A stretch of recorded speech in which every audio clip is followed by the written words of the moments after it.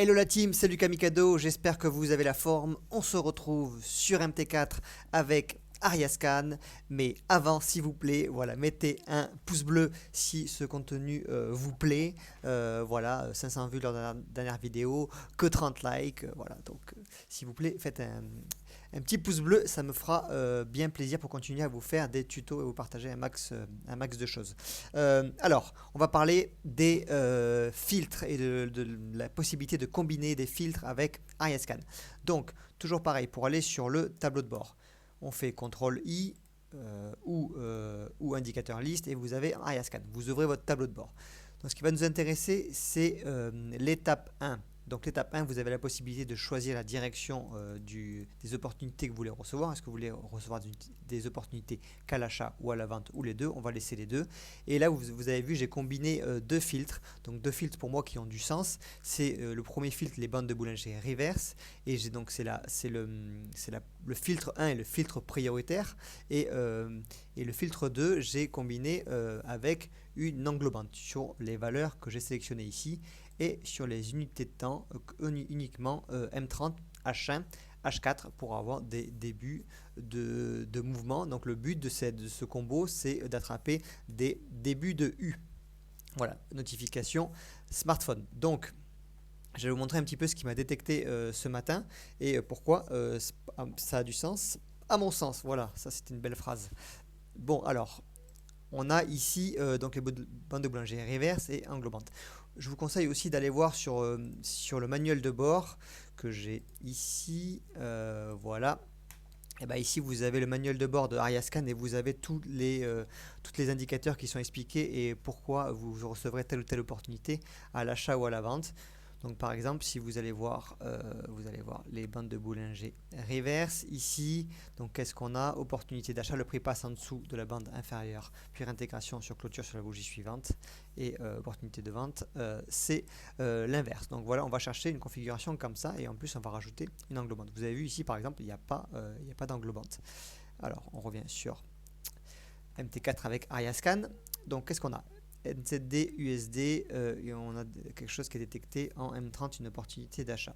NZD, USD, c'est parti. Bon, qu'est-ce qu'on a là? On est bien en M30. Ariascan, alors déjà on va mettre le stochastique puisque non, les bandes de boulanger reverse et j'ai dit englobante, oui, donc là c'est bon. Donc déjà, ce que je peux vous dire, c'est que préparez vous des templates, c'est-à-dire que si vous utilisez les bandes de boulanger reverse, préparez déjà les templates avec par exemple le stochastique, si vous voulez combiner, préparez les templates pour aller plus vite et aller repérer rapidement les opportunités. Vous voyez là, j'ai des templates RSI, stochastique, CCI, direct, BB, donc voilà. Qu'est-ce qu'on a ici? On a tout simplement une super opportunité d'achat. Voilà, le train est parti sans nous, c'est dommage, tant que je fasse cette vidéo. Donc en critère 1, on a quoi? On a une réintégration, on a eu une cassure de la bande de boulanger inférieure, puis une réintégration sur la bougie suivante. En plus, on a quelque chose de pertinent, c'est que ça a été fait sur un point pivot avec une mèche. Donc ça, c'est pour une petite analyse technique très sommaire, mais on voit que du coup, c'est une opportunité qui est intéressante. Et en même temps, on a eu une englobante, c'est-à-dire que cette bougie verte englobe la précédente. Donc ça renforce en fait la puissance de cette opportunité pour se positionner à l'achat. Et écoutez, regardez, c'est parti de suite.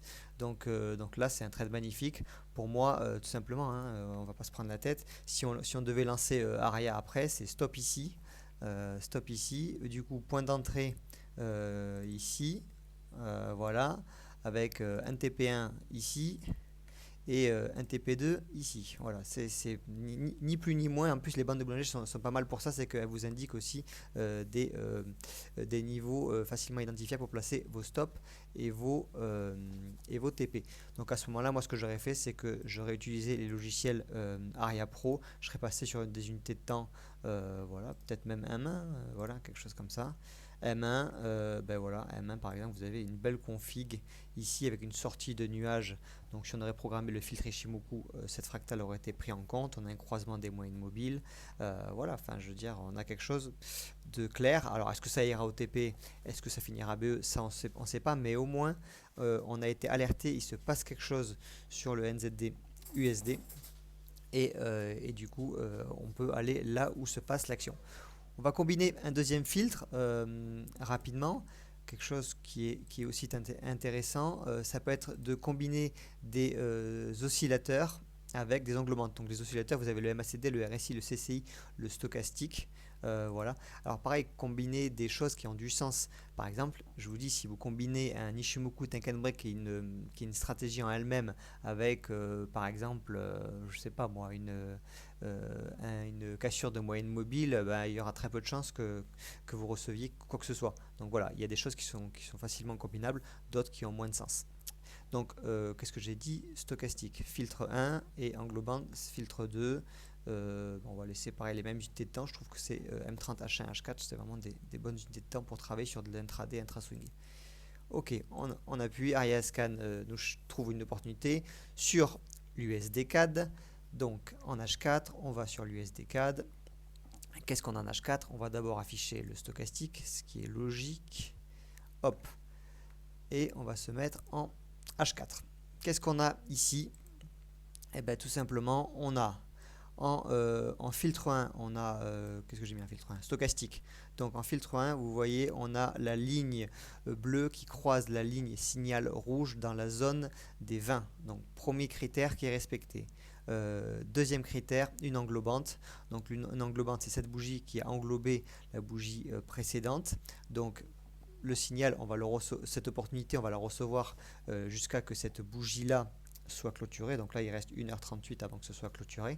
Et après, l'opportunité s'enlèvera de Ariascan. Donc là, vous avez vu, on a un super début de U.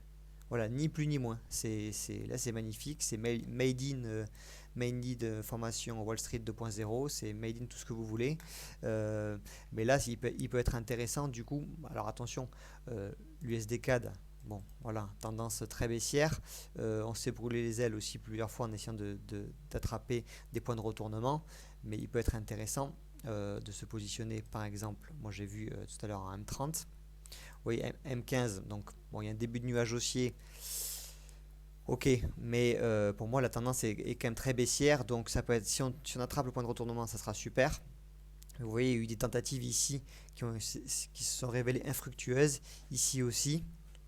Donc à ce moment-là, on peut passer sur une unité de temps style M30, voilà, et attendre par exemple qu'il y ait une fractale au-dessus du nuage. Donc à ce moment-là, on aura un stop qui sera plus loin, mais moi c'est exactement ce que je ferai. Je ne rentrerai pas tout de suite sur du M15, puisque là, voilà, Ariascan vous amène là où il se passe l'action, vous êtes d'accord. Vous avez aussi un autre indicateur ici, vous voyez qu'il y a un début de retournement sur les unités de temps qui sont courtes, M1, M5, M15, M30, donc vous voyez que là, ça indique bien un début de U pour se positionner à l'achat. Vous avez aussi ça comme élément. Et après, moi, ce que je ferai, c'est Ariascan. Non, pas Ariascan, Aria Pro. Aria Pro. Tac. Je charge ma config.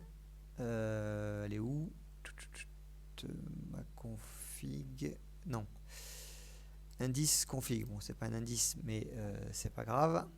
Et voilà, et là je mettrai tout simplement un filtre Ishimoku ou un filtre moyenne mobile, ou si je veux rentrer sur du M30, on avait un filtre moyenne mobile plus point pivot. Donc vous voyez que par exemple ici à ce moment-là, Aria rentrera en position que si c'est au-dessus du point pivot et au-dessus par exemple de la moyenne mobile 20. Donc ça filtre vraiment votre tendance et ça va confirmer ce début de U voilà, avec Aria Pro. Donc c'est pour ça que c'est très intéressant de combiner les deux logiciels et ça fera l'objet de la masterclass à venir.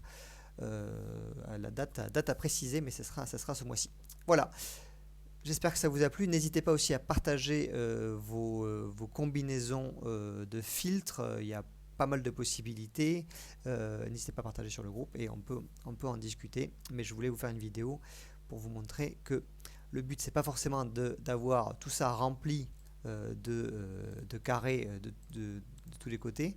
Par exemple, si vous mettez des englobantes, qu'une englobante est sur une unité de temps qui sont courtes, voilà, vous allez être inondé d'informations et vous n'allez pas pouvoir les traiter. Il vaut mieux en recevoir, je vous ai dit, 3, 4, 5 dans la semaine, pouvoir bien se positionner avec des doubles filtres avec Aria Pro, plutôt que d'être inondé et de ne pas pouvoir les traiter. Voilà, J'espère que ça vous aura plu. C'était Lucas Mikado et je vous dis à très vite et vous souhaite de bons trades.